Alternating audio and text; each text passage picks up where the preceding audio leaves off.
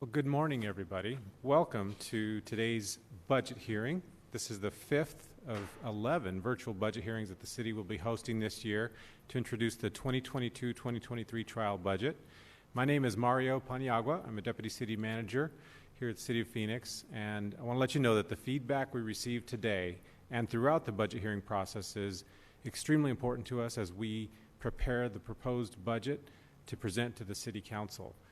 The City Manager's proposed budget will be presented to the City Council on May 3rd and voted on May 17th. And these hearings will be recorded and streamed on our YouTube channel for anyone to access at any time. For those of you who do not wish to speak today, you can also leave a comment at Phoenix.gov/budget. Another way to participate is through our Fund Phoenix interactive budget tool, and this interactive tool lets you provide feedback on the proposed budget, which you can also access online. And at this point, I want to introduce Councilwoman Deborah Stark and turn it over to her for some welcoming remarks. Thank you, Mario, and welcome everyone. I hope next year we'll be doing this in person because I sure miss seeing smiling faces. But I am in our council chambers with a lot of great staff, and they're all smiling, and they're here to hear what you have to say. These budget hearings are very important. They really help drive how we fund the city. So we value your comments, and we appreciate everyone that is going to be online today, and anyone that sends e-comments, please. We need to hear from you. Thank you so much. Thank you, Councilwoman. And we're about to show a video, but before we begin the video, I would like to introduce our interpreter this morning, Oscar Monroy. Oscar. Good morning. My name is Oscar Monroy, along with my colleague, Carmen Cota. We will be serving as today's interpreters for today's virtual budget audience. I will now introduce myself to our Spanish-speaking audience. Buenos días, mi nombre es Oscar Monroy y junto con mi colega Carmen Cota estaremos sirviéndoles hoy como intérpretes en la audiencia virtual del presupuesto operativo. Al momento de hacer un comentario público, de favor les pedimos que hable despacio, con claridad y deténganse después de cada pocas oraciones para interpretarle de la manera más completa posible. Gracias. Ahora les indicaré cómo acceder a la reunión en español. Desde su teléfono llame al 602-666-0783. Introduzca el número de junta 2495-321-8131, seguido por el símbolo de número. Nuevamente introduzca el símbolo de número cuando se le solicite el número de identificación o ID de asistente. Gracias. Thank you, Oscar. Next, we'll show a video that provides highlights of the 2022-23 proposed budget, and then immediately following the video, we will move to speaker comments.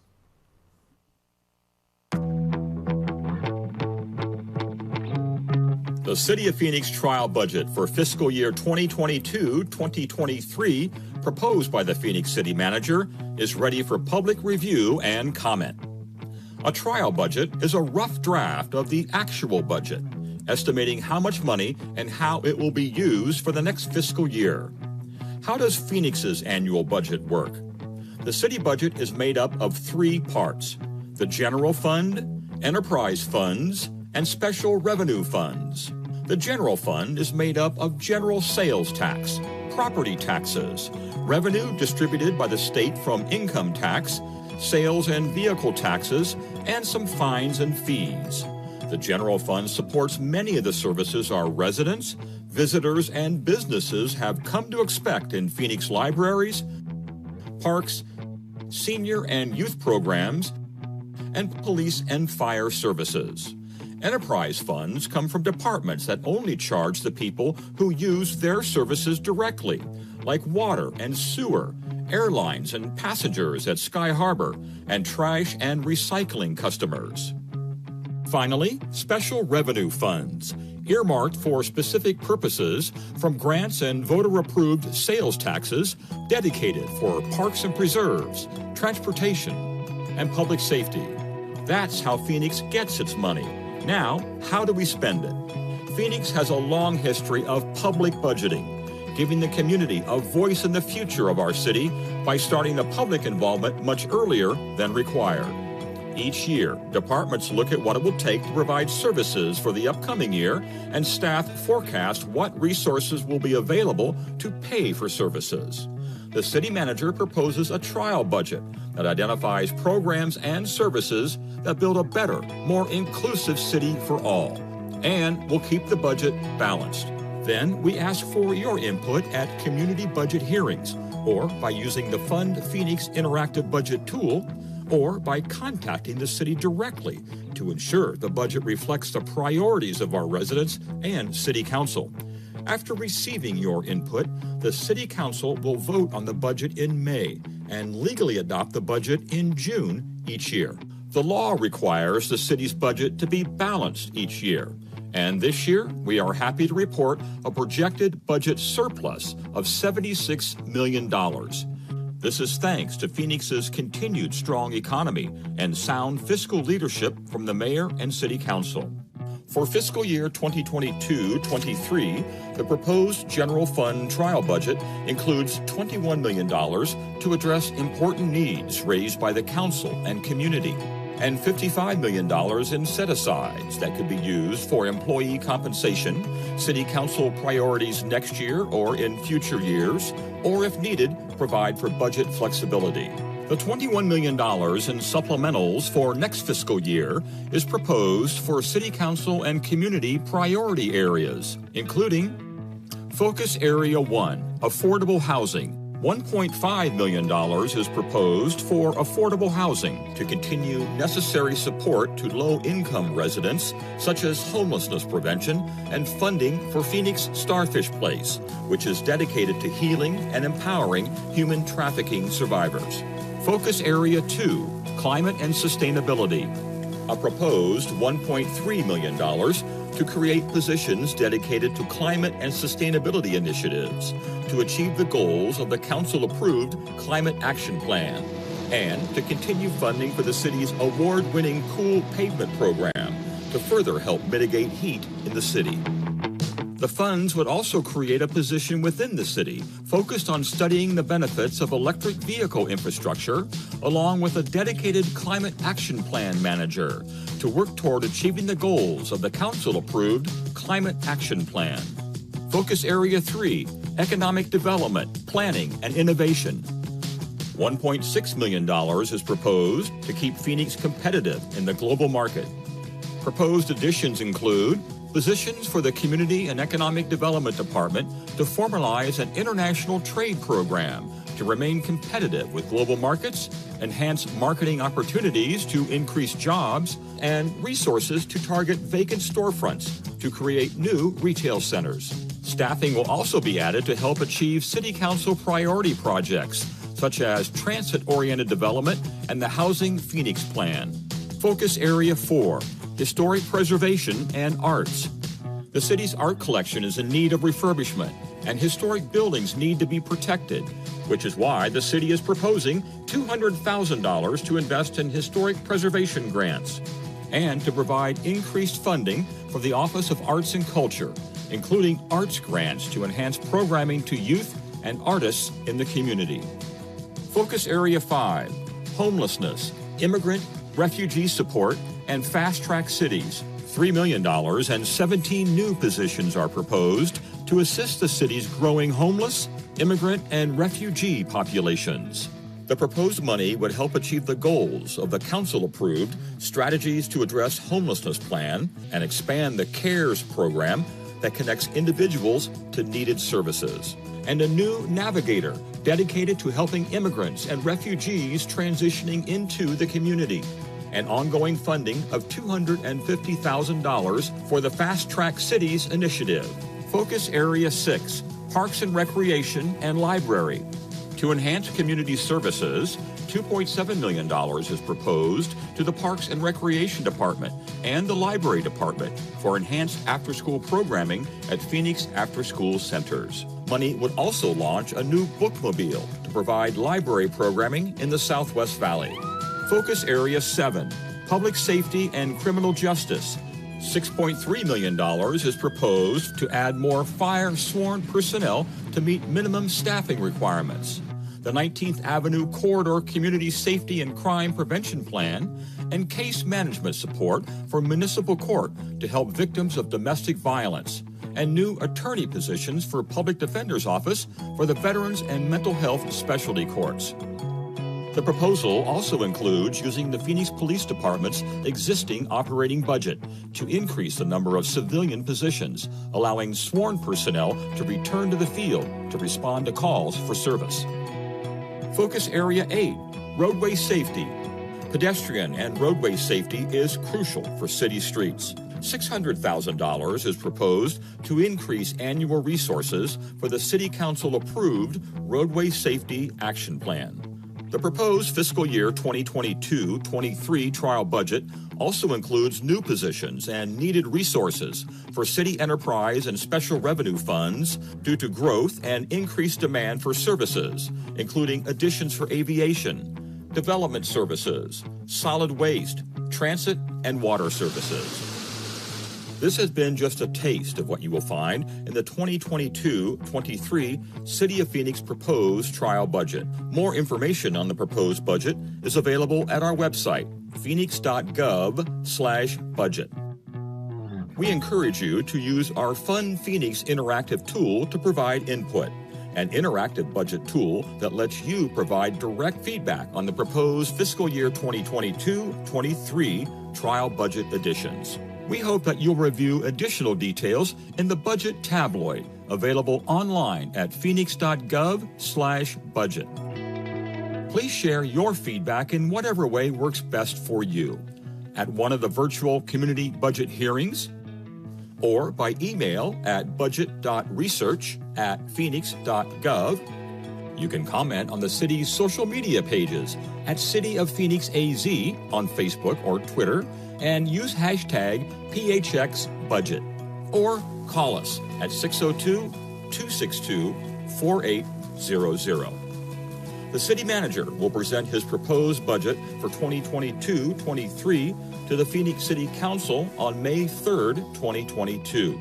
The council's budget decision will take place on May 17th, 2022.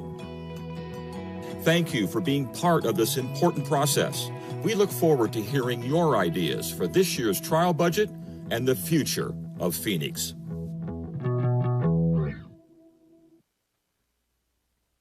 We will now read the hearing conduct statement and then start calling the names of the speakers.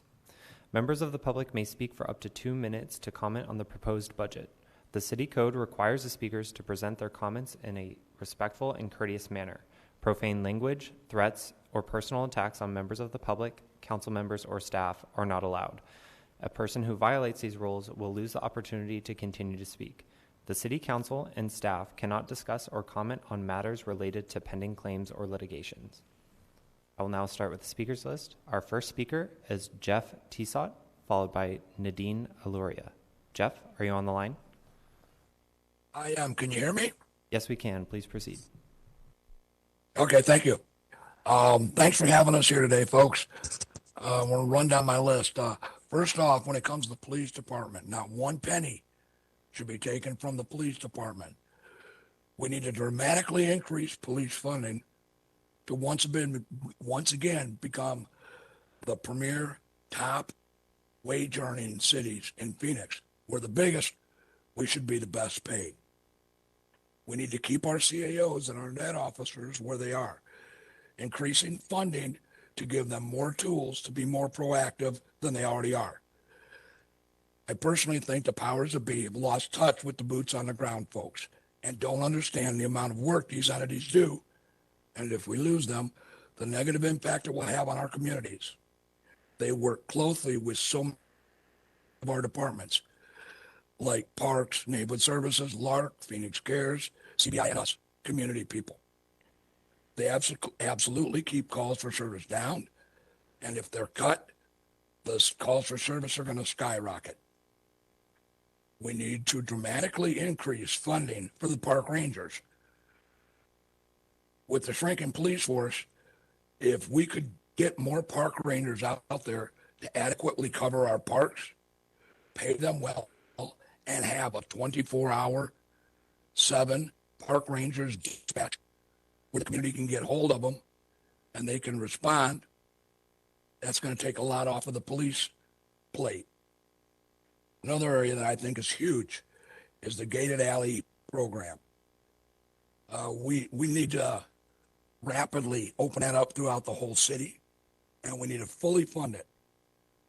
We're one of the lucky groups that were able to get 7 of our alleys gated in one block, one area. It has completely stopped the rear entries to our property. Thank you. Our next speaker will be Nadine, followed by Natalie Vidmark. Nadine, are you on the line?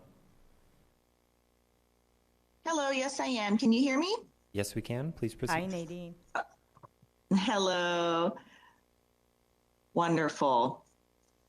Well, hello, City Manager, Mayor, and Council members. My name is Nadine Aluria. I'm a Phoenix native and very active community member, and I live and work in D3. I too feel we need to allocate more funds to our Phoenix Police Department and really focus on hiring more officers. It's just not a viable solution to cut our CAOs down to 3 for our area and just to add 24 patrol officers. Cutting CAOs will just increase the calls for service to Crime Stop and 911. We also cannot cut a net squad. We can't cut down on drug busts and enforcement. And we just can't allow any funds to be reallocated away from PD in any way. I feel we do need more neighborhood specialists. They're a huge resource for community members and neighborhood leaders. We can't do what we do without our specialist, Krista Roy. I would like to fully fund the Sunny Slope Works program. It has shown to be an effective outreach and workforce to housing program. And I do fully support the idea of structured campgrounds to provide quick reliefs to the so many we see suffering on the streets, especially in Sunny Slope. We do have a few new shelters in Phoenix, and we need several more to turn the tide on homelessness. Definitely our parks, Winifred Green and Sunny Slope, really need more lighting desperately. There's continual drug deals happening even in broad daylight. They also need cameras for the safety of park visitors and staff. And we do need more park rangers as well patrolling the parks. I would really like to see the city and state focus more on drug education and prevention rather than just the treatment and control end. And I am very happy about the Hatcher Road safety plan. And I just want to say I myself and many of us in D3 thoroughly appreciate and enjoy working with Councilwoman Stark and her amazing staff. Thank you so much for hearing me today. Thank you. Our next speaker is Natalie Vidmark, followed by Carolyn Lobo. Natalie, are you on the line? And can you hear me? Yes, we can. Yes, Please can you hear proceed. me? Yes, we can. Good morning. This is Natalie Vidmark. Hi there. I am a member of the North Mountain Business Alliance and president of that organization and an active District 3 resident. I am so thankful for so many of the things that the city has done. I'm slowed up a lot in traffic right now, and so I'm thankful for that effort to do the street improvements that we are doing. While it's temporarily a negative, I am appreciative of that investment that we're making into our community. I'm also so thankful for our parks. We have some beautiful parks in our community. I am calling to ask for budget allocation to solve some of the problems that we are having in our parks, and also want to support our community action officers as well as the special teams like the bike squad that do some really important work along our canals that we see camping and things along those lines. We're also having quite a bit in the parks right now, particularly the park at Thunderbird and 24th Avenue has had a huge increase in whether it's homelessness, camping, along those lines. And so we really need to have some enforcement options and some ability to protect those parks because they are such great resources. Rose Mofford Park is still such a beautiful park, but we want to see it stay that way. And also so many in our area, the Moon Valley Park, we just have great resources and we want to keep that in that way. So whatever we need to do to protect those, I think in this budget would be important to do that. I also want to propose enforcement on our transit systems. I know that is an enterprise zone, enterprise department, but we do need to prioritize the enforcement along there, keeping people safe when they do use light rail. And we are having that come into our area at the Metro Center location. Thank you so much. Thank you. Our next speaker is Carolyn Lobo, followed by Par Shapar. Carolyn, are you on the line? Yes, I am. Can you hear me? Yes, we can. Please proceed. Okay, great. Thank you. Thank you, City Manager Barton and staff. And also thank you, Councilman Stark and your staff for your leadership in supporting us. All those that have worked on the budget, thank you. I know it takes a lot of time and effort, and I appreciate your efforts. I'm Caroline Lobo, resident and business owner in Sunny Slope, and also the president of the hub. But I speak today as a resident of Sunny Slope and have two basic asks. One is a vision, and second is interim solutions. I have worked with the rest of our community, and there have been amazing speakers before me that have shared their views on what our community needs. I've organized festivals, community events alongside with these people, but there are fundamental issues in several pockets of our community. So today I'm asking for a dedicated staff to create a plan from the perspective of creating an equitable community. So look at some of our communities from the perspective of equity, and see what we can do to enhance these communities to make them safe and equitable. Look at basic infrastructure needs that are required for these communities, like basic sidewalks, trees, shade, lighting, and the list goes on. And most of these communities that I'm talking about are really west of the Central Avenue, so mostly West Sunny Slope neighborhood areas. But in the interim, along with my colleagues, I completely agree. We need to continue to support our PD, need to have our CEOs met. They've done an amazing job, and these are solutions that will help us do better at creating a vibrant community, and we need them. A dedicated staff like our NSD staff, the amazing Krista Roy, but somebody with a background of business that can connect with our business community. We have over 200 small and micro businesses in our community, and I would hope that we continue to support them in ways that they need the help. So thank you once again. Thank you for the Hatcher Road Safety Plan. But I do believe we need to dedicate daily resources to the cleanup of that area. With that, I say thank you once again. Thank you. Our next speaker is Par Shapar, followed by Jill Ossendorf. Par, are you on the line? Yes, can you hear me? Yes, we can. Please proceed. Thank you. This is Par Shapar and Steve Pamperin of the same household. We are heads of the Ocotillo Hills Block Watch and are speaking today as residents of Sunny Slope for the last 10 years. We support our police officers, neighborhood services specialists, and other personnel, homeless services, and redevelopment and revitalization of Sunny Slope. We ask that you increase funding for these types of essential services. Our community action police officers bridge the community with the police. Having the direct contact with these officers is critical to gaining trust, building relationships, and ultimately reducing crime in our neighborhoods. These officers work with Phoenix Cares, neighborhood specialists, and our residents.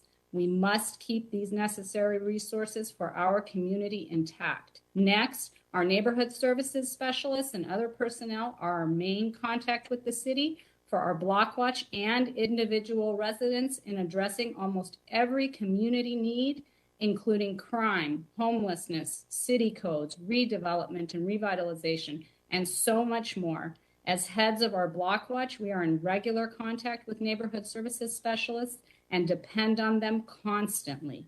Next, for homeless issues, funding must be increased for smart and innovative solutions that are effective and long-term, such as the type of entities identified by the Phoenix Homelessness Task Force, wraparound services, low barrier shelters, and in case of emergency, no barrier shelters are essential to supporting and reducing our homeless population. Entities like CAS and CBI are effective and necessary. Sunny Slope is a transitional neighborhood and desperately needs a strategy for redevelopment and revitalization through special attention from our city planners and city leaders. Please help us. Thank you. Thank you. Our next speaker is Jill, followed by Ann Ender. Jill, are you on the line? I am. We can hear you. You may proceed. Thank you. I'd first like to start by acknowledging and thanking Councilwoman Stark and her Chief of Staff who took the time to virtually meet with us prior to the budget meetings. I'm actually a resident of District 6, but am very impressed with all the feedback I'm hearing for District 3. That says a lot about you and your council. Because of your insights, Councilwoman Stark, we learned that there are ARPA funds for resurfacing up to 8 courts throughout the city, as noted on page 9 of the 11122 work study agenda. During the recent District 6 call with Councilman DeCiccio, he indicated that he would support the effort of resurfacing the courts at Desert Foothills Park. However, we would like to respectfully ask that the city manager and the Parks Department please consider updating this community park after we have waited over 25 years for something to be put in where a community center was slated, but never was. This area is a blank gravel slate, which is used for illegal dumping and criminal activity. As one of 840 supporters of pickleball at Desert Foothills Park, we feel due to a large popularity of this sport and anywhere from 40 to 60% of players at Pecos living outside of Ahwatukee, that it would be wise to invest in more courts sooner rather than later. We love the fact that pickleball is inclusive, and while we would benefit from DeCiccio looking into prioritizing play for Phoenix residents, we would rather see excess monies invested into giving more residents a chance to play this easy-to-learn sport rather than turning them away from playing at city courts, as that is why we pay taxes and choose to live in such an amazing city. Also, Carrie and I have been lifelong advocates and supporters of youth sports and are working along with Steve Manolis to gather paddles, which can then be refurbished and donated to other communities in the area, including the Boys and Girls Club. Additionally, Kyrene de la Sierra just received a grant to introduce pickleball to all the students and PE instructors. We have sent our full presentation to each of the districts and are open to any feedback or questions. We know the needs are many, and we thank you for your time. Thank you. Our final speaker for today will be Ann Ender. Ann, are you on the line? District 6 and Councilwoman's certain the budget and many other things, and she's been very active with us. So we're grateful for all of her help. I ditto what you've heard about the increase in funding for the police department to keep the specialty teams and the net teams, the CAOs. But I think what we first have to look at, we have to find the best way to attract and retain the finest police officers. We're losing those folks because we don't have enough people. So attractive salaries and perhaps post-employment health insurance might be some suggestions. I know we're at a crossroad. We don't want our police department we do want our police department to be the crown jewel it once was, not a patrol force such as the city of Chicago. But I say, how can we expect to attract employers also to relocate here without our city having a robust public safety? Lastly, I just wanted to ask a question. If you could expand a little bit on I think it's the $3 million that are there for refugee homelessness. Can you expand on what that means for the CARES program? And thank you very much for having us all on and for these budget meetings. Thank you, Ann. This is Amber Williamson. I'm the Budget and Research Director. So the additional funding for both the to address homelessness, add a navigator for our refugees and immigrants in the community, and then also to expand the CARES program. This would add additional staff for the homelessness team so that they can try to meet the goals of the the homelessness plan that the City Council has passed, as well as to add additional staff and resources for the CARES program because their calls for service have increased. So it's a combination of adding more staff as well as contractual money essentially to allow them to provide timelier service and to meet the goals of the homelessness plan.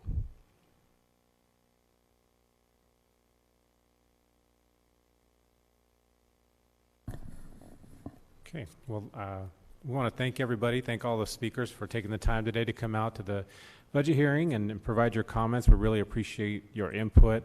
As we said, this input matters and really helps shape the proposed budget that will be presented to the council. That is all of our speakers for today. Thank you all, and this concludes our hearing.